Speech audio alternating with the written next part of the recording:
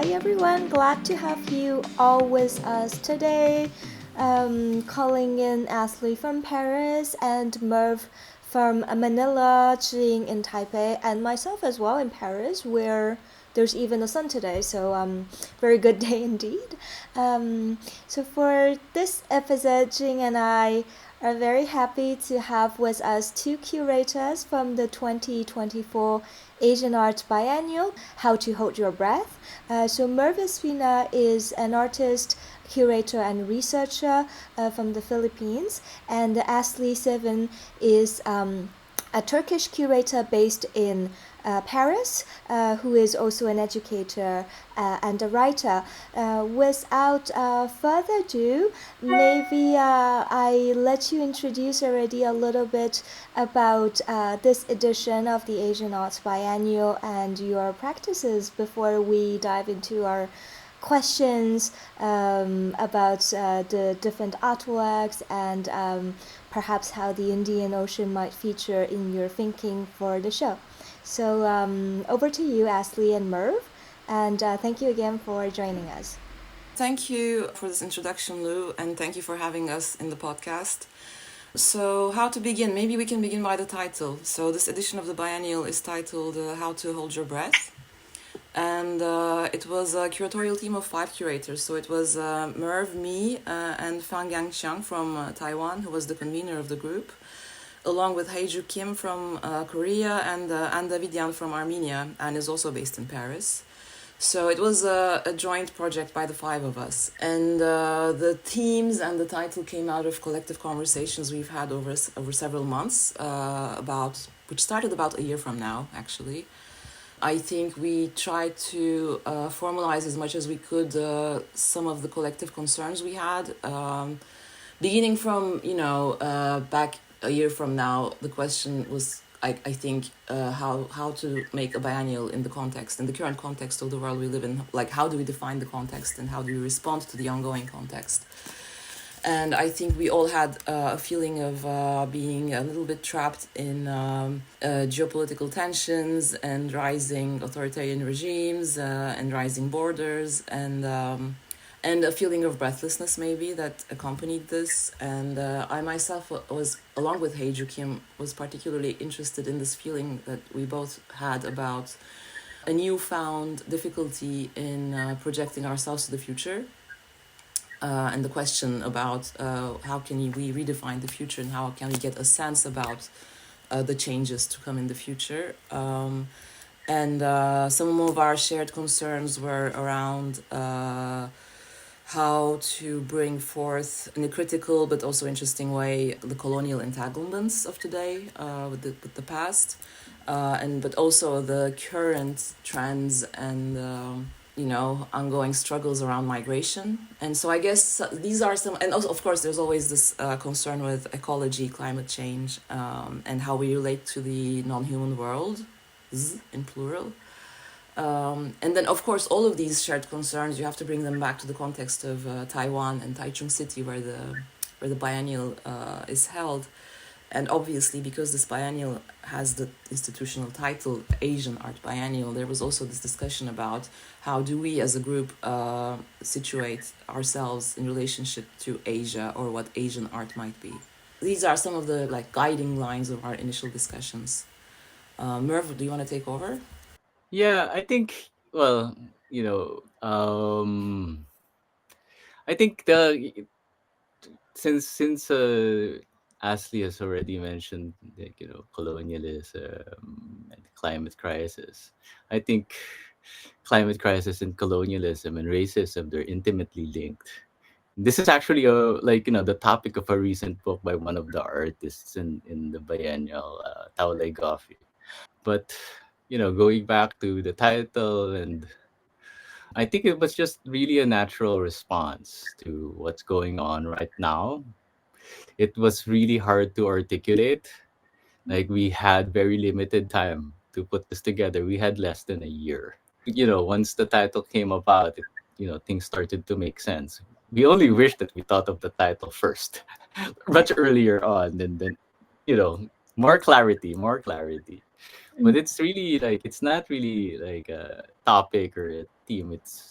I think of it more of a prompt or and the fact that it doesn't really have it doesn't have a period or like a question mark. It's it could be it's kind of open. It could be a question or a suggestion or a guide. No, so like the last biennial that actually happened during the pandemic didn't really directly address the pandemic or the consequences of the pandemic. So this, it was more about Asian futurism. So this one was really like I think it's a natural post-pandemic kind of biennial. And what happened after, because it was what we found was not just a return to the pre-pandemic status quo. It's not. It's an accelerated madness of systemic collapse across the board. The crisis of capitalism, right-wing ultranationalism, and cash cows of war. Very good business. So like what has been more and more apparent are our leaders are out of sync and out of tune, and while the rest of us and the world, we know we are simply out of time. So the biennial is, I mean, I'm drawn to this conceit of an Asian art biennial because it's a problem. Asia has never been really a place or a people for me. I mean, it's a negotiation. I my previous encounters with this area studies kind of curation has been quite forced. Like but of course it's really backed by national interests, like, and it has a longer history of these things. No, it's like it's like the World's Fair or Olympics kind of model, or even in this Asian art biennialism or biennial tendency has always been coming from the East. You don't really see that from Saudi Arabia or Tehran, no, or you find it in India, Bangladesh, and especially Japan when Japanese pan-Asianism. So it was a time for us to further problematize this and challenge the museum, because they only really reduce us into our passports. If you look at the website, you'll find our names with our passport countries. But I didn't even grow up in the Philippines. I have a Philippine passport. But I think there's this tendency to reduce identities to these national things. But the more you reduce and flatten things, the more you actually erase things to this national project. So a lot of the artists and the artworks challenge these notions of the national by looking at these other identities, these histories that are overlooked, and centering these narratives instead of I'm from the Philippines. Here I am representing Philippine art. No, we're not the Olympics. It doesn't work that way. Thank you, Asli and Merv, for sharing. It's definitely very interesting, particularly Merv's last remark about nationalism, and I think to a certain extent the rise of nationalism, particularly in East and Southeast Asia in the last few years. In Jing and my research project, we are interested to kind of jump out this framework and look at things from a larger framework. And our current project is really set broadly within the scope of the Indian Ocean, which is this giant water mass that kind of connects parts of Asia. So we're also wondering if this more oceanic perspective, less about nation states, is something that features in your curatorial thinking and maybe in the practice of this exhibition, of some of the things you want to show through the selection of artistic works or maybe through your discussion with artists. So we're curious to know if if there's any particular anecdotes or thoughts or whatever you want to share us, maybe from this larger oceanic perspective. Maybe we could begin by speaking about, again, going back to Taiwan.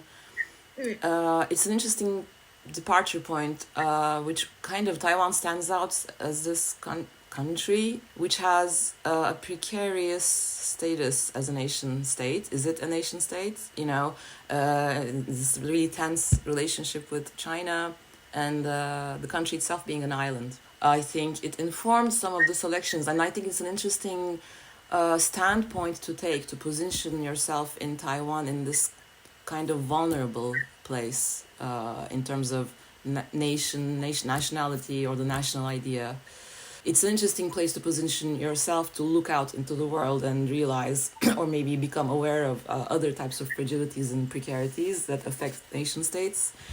So some of the works do deal with that, but I think it was also one of the prompts for us to really begin expanding the notion of Asia and Asian art as something that isn't necessarily closely attached to a geographical zone. Detach ourselves a little bit from geography and look more into the histories and histories of movements of people above everything, but also all these past colonial entanglements and migratory routes, and also things like the slave trade and forced labor displacements. And when you begin doing that, you just realize that you can expand Asia through the ocean, definitely, because travel was done by boats. So you can begin in Pacific Oceania and expand it to Indian Ocean, but also you can go further to the Caribbean, basically. So that was one of the initial things that we were looking at, and I think Merv had an expression that we used as a working expression at some point. Family history is colonial history, which is in kind of an underlying thread in the practices of some of the artists, even if you don't see this maybe directly in the works that they present. Someone like Nathalie Muchamad, for example, does constantly feed her practice from the archives and family history of her own family, because her grandparents were all from Indonesia. They're from Javanese descent, but she finds, the family finds themselves through indentured labor working in New Caledonia at some point in history, through a deal made between the French and the Netherlands. And then Nathalie finds herself being born as a French person towards the end of the 20th century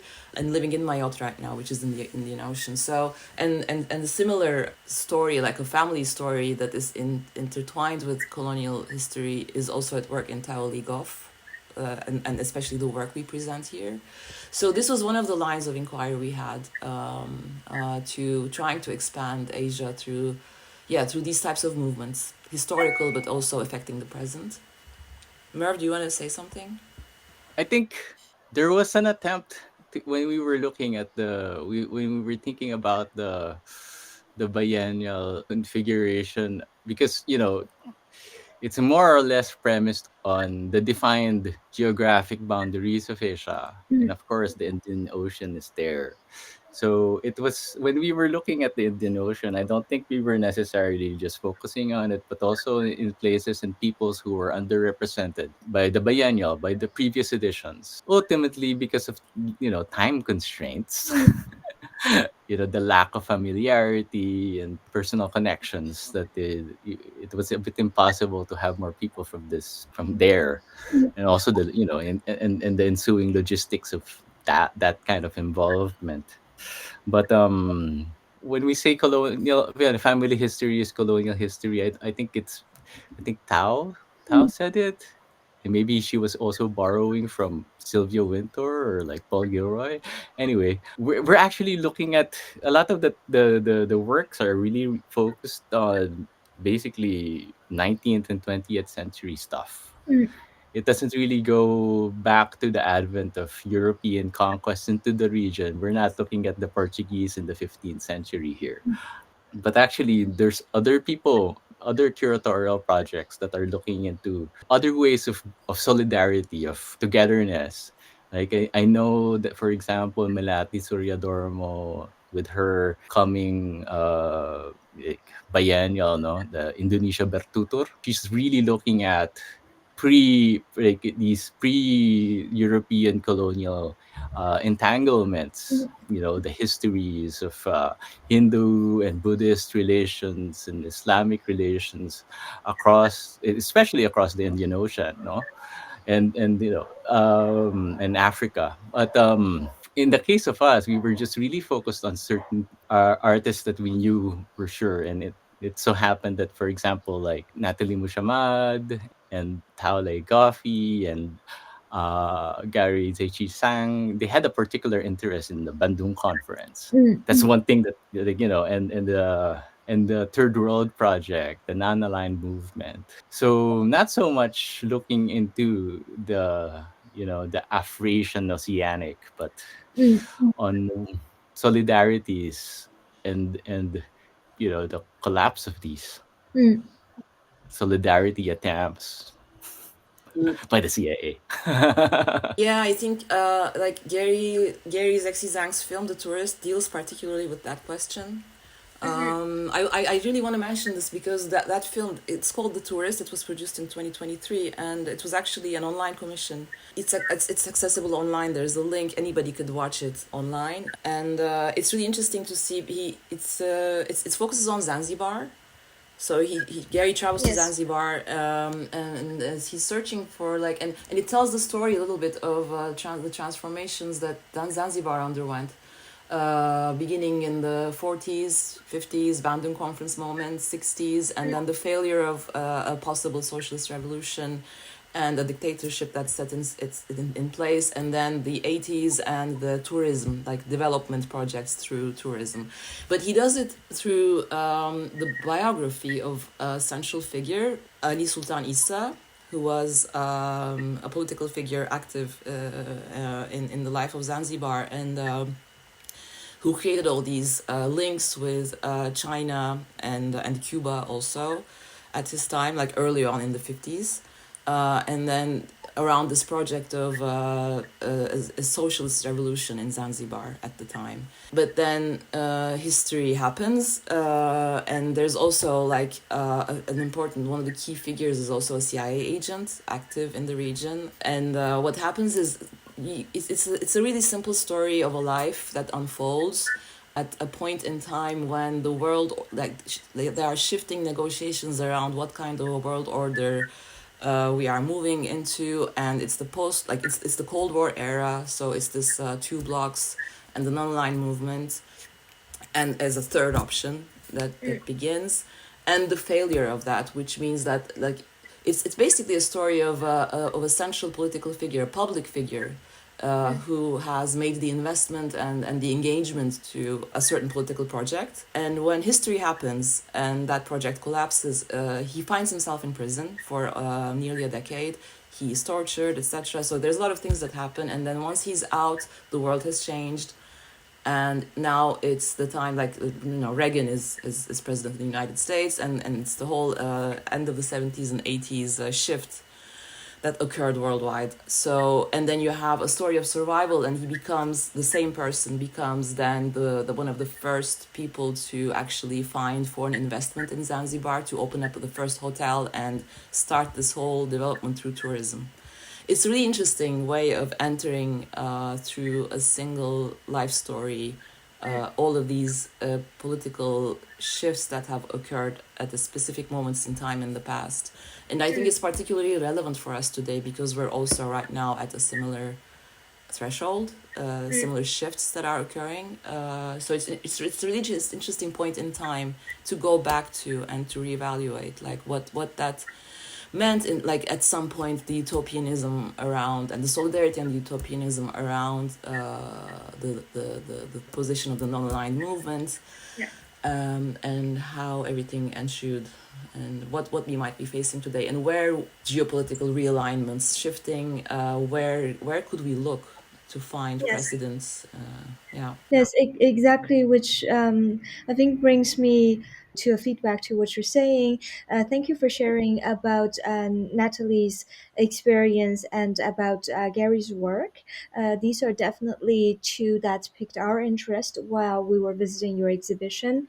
And it's interesting that both you and Merv mentioned about how these works are also connected through a common interest in the Bandung conference, the non-aligned movement, third world solidarity, which we can see through the last, say, 75 years or so, really, went through a bankruptcy of sorts. And we are faced again with a similar kind of situation, I think, currently. So what is maybe a third way right now? I don't know if it, transpires through other works or reflections that came up in your experience working on this exhibition.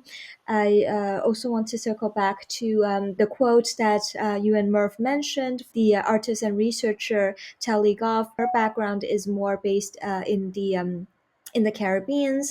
So, if family history is colonial history, then what we have we learned from it, and what do you think? Because I would tend to think that art is an open-ended discussion and sometimes hopefully a hopeful way of looking at things. So where do you think that's going? Also interested in hearing a bit more about Tao's work, if you want to share about that. Tao actually, this is not the work that's featured in the Biennial, but she also has this Afro-Asia banquet project where it's they speculate on what were served to at the Bandung conference. But the work that's on display at the Biennial is really more. It doesn't really mention that. It's really about her great grandfather and grandfather's diasporic return to Hong Kong and Shenzhen in 1985, and interspersed with like found footage. So it's home video, like home movies interspersed with like found images of more colonial stuff. It's a tale of two islands, like Hong Kong and Jamaica, from East and the West Indies. So it's really looking, the similarities are like between the two islands as labor migration politics, Mm, and as she is of Chinese, Cantonese, and Afro descent. mm, Like she's the descendant of these labor migrations, mm, and that features a lot in her work. And the work that's on display, it's also like Black Pacific Chinese Atlantic. It's also part of a series. I think an earlier iteration of this was a VR project, and I think in the current installation, there's bits of that like VR walkthrough and like mixed into it. But the project for me, like as it is now installed, it's mixtape. Then yeah. I think there's music, these images that wash over you with a bit of text. It's not so very direct, but the music choices, for example, really reference certain things in these histories that if you know, it's not even explicitly written, but a lot of the music choices are actually looking at these connections as well. Like Stephen Cheng, who was this Shanghai born, Taiwan raised, eventually Americanized like singer who recorded the first Chinese language like Reggae. rocksteady reggae track yes, in Jamaica. I read Yeah. him in the New Yorker. Yeah. So there's bits of that, and of course, like other, the soundtrack it has a lot of these Chinese Jamaican influence Mm, stuff connections.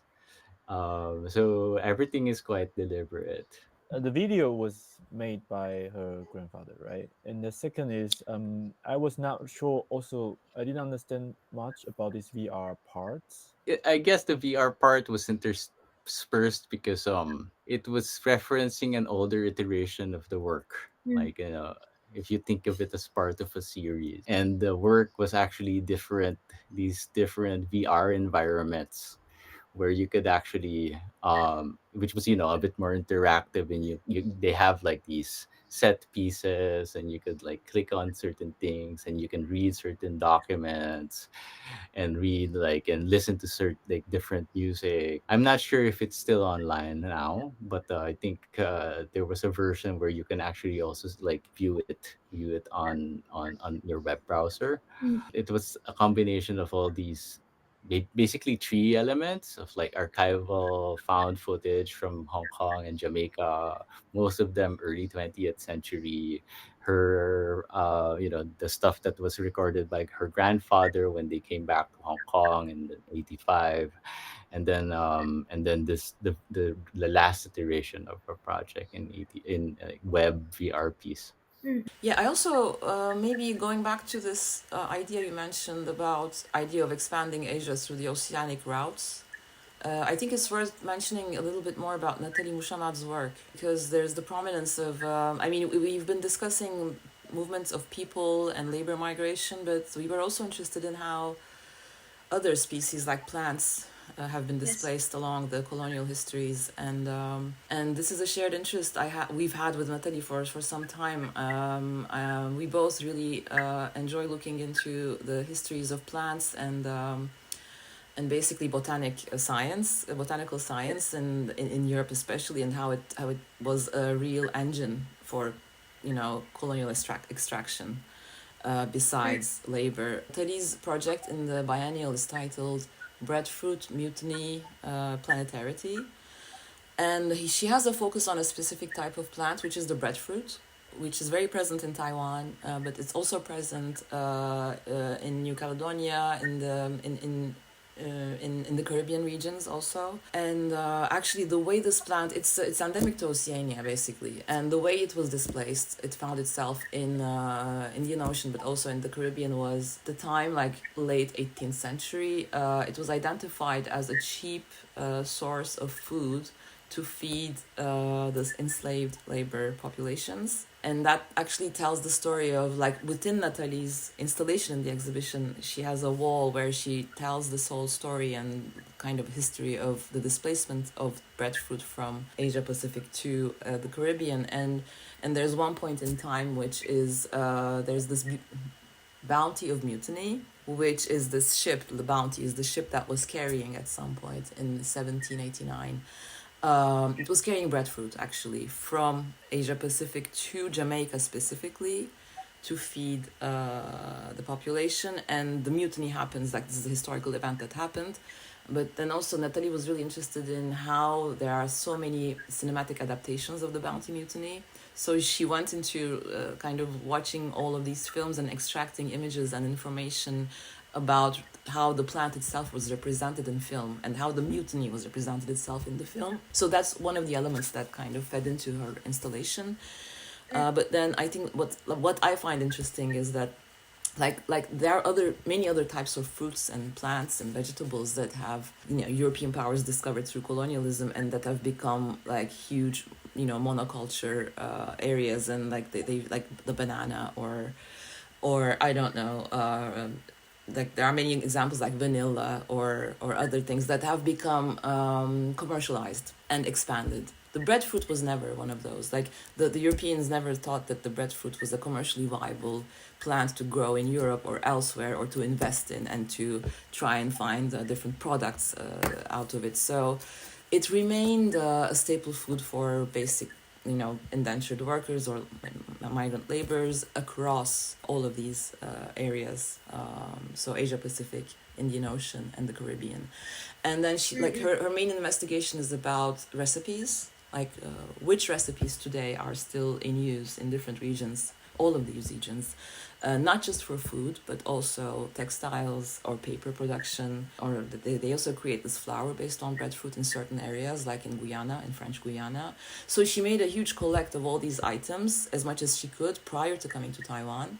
she made her installation, and like her participation in the biennial was basically an invitation to Taiwanese audiences to contribute with their recipes and how they used the breadfruit plant. And as it turns out, in Taiwan, it's mostly the Aboriginal communities that use breadfruit. And so there was a whole series of meetings that were organized for her to actually meet with a series of people in different places in Taiwan to exchange recipes and learn from them, and also exchange stories, because every time there's a recipe, there's a story that comes with it.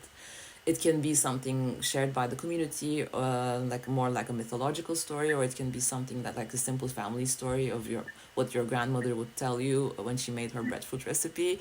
So there was a collect that's kind of an ongoing project. But I just wanted to say that, like, I think it's like, yeah, plants and whatever cultural product we derive out of plants are part of these displacements and this expansion that you can imagine towards the oceanic space. Food recipes are one of those. While we're at it, I just remembered, I also want to mention another work, because we have a screening program, you know. I mean, there's the exhibition and then the works that most people will see, but then there's a screening program of films which isn't on all the time. There are specific dates for this projection, but there's within the film selection, there's a film by Richard Fung, 𝗕𝗶𝗲𝗀 Diaspora, which deals similarly with a recipe, which is 𝗕𝗶𝗲𝗀. It's a flatbread recipe.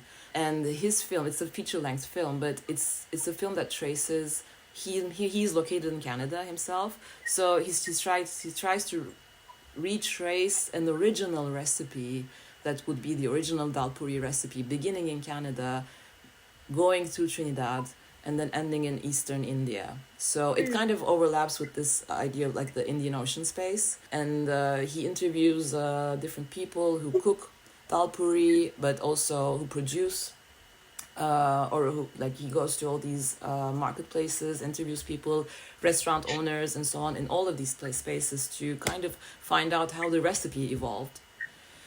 And finally to arrive at this idea that there is no original recipe, like every iteration is a new original, you know, along with the people who move and who reinvent the recipe, depending on where they find themselves at a given historical moment. So that's another interesting entry point. I never tried the breadfruits. Have you ever tried? I like to ask, where can I have it in No, Taiwan? actually, that's something I discovered also through Nathalie's work, that I did not know breadfruit is grown in Taiwan until she made that work. And as Asli mentioned, it's something that's mainly used in Aboriginal cuisines. So you know, I'm a big enthusiast of you know, farmers market, wet market. I go all the time to get all sorts of fern and things I don't know about, but I haven't encountered the breadfruit on the, you know, on the farmers market. So that's something I definitely did learn, was the exhibition, and you know, of the more apparent and hidden pathways of how a lot of the things we experience, taste, and use in life are colonial legacies. And in a way, you know, listening to how to your description of different artworks, that it all ties together, you know, from the east coast of Africa to the Pacific, and the breadfruit all the way back to Jamaica. So it's really this really, you know, expensive and entangled world through these voyages of the last 2-3 centuries. Well, just a minor thing. Like the popular breadfruit varieties, I think there are two that are grown and mostly used in Taiwan, are not directly related to the ones that are being grown and were exported by the European colonial powers to their other territories in the Indian Ocean, Africa, and the Caribbean. It's Mm, actually a different species. So we have a few different things that we collectively call breadfruit, even in the Philippines. No, like it's like variations. Bigger seeds, smaller seeds, no seeds, mm, and I think that's also something that Natalie has been finding out as she's continuing to travel now. She's in Indonesia, mm, And I think there's also this push from the from some governments like in Indonesia to find alternatives to like rice production as and looking at these other starch sources like breadfruit, viable alternatives in, because we're also everyone's dreading and preparing for the ongoing climate collapse. I would like to add just one more question. Is maybe you can share with us about in near future what's your plan, either the activities related to this biennial or anything you would like to share with our audience. Well, I'm interested in one thing, but this is more like a personal research project. I don't know if it will materialize in any public form yet, but this project we did with Nathalie, because this is an ongoing research. And then there's another work by Marwa Arsanios, in which we established a series of relationships with local farmers in Taiwan. It's also, Marwa's project is more concerned with the property of land. And the project itself has been really taken over by a group of local farmers and researchers from Taiwan around agriculture. I'm really interested in, like specifically, like looking into these two projects. I'm really interested in looking and trying to track how they evolve once the biennial is over. Because the question is like when you make an exhibition like this, you have access to resources, and you make possible certain encounters, and maybe possibly some kind of infrastructure can remain after it. I don't know, but I really would like to learn more, like towards the end of the year, like revisit all of these projects and the people who are involved in them to see what happens in the aftermath of these connections that were established through the biennial, but they can live on once the biennial is over. I don't know yet if there will be a positive outcome, if there will be like collective research activities going on in a year from now. But I'm really interested in looking what happens after. The biennial budget doesn't extend to that for us. It will be independently covered if ever. But Taiwan is a lovely But place, so I'm sure you want to go back to visit. Yeah. exactly, I'm there for the food. Yeah. And the warmth and Yeah. a lot of things. Having moved back to Paris, I think I can sympathize a lot. Yeah, I share that with you. Absolutely. I mean, I have a few. I have this upcoming. It's kind of ongoing recipe project. It's a speculative potluck series, and the first one is actually something that I started in India, Mm, and it's called Between Three Indies. So it's really looking at which is the OG indie, right? mm, I think the European colonial mindset, you really only really like looks through the rest of the world besides Africa through India. Southeast Asia is like the East Indies, and the Caribbean is the West Indies. So it's a collection of recipes of shared ingredients mm, between all three regions.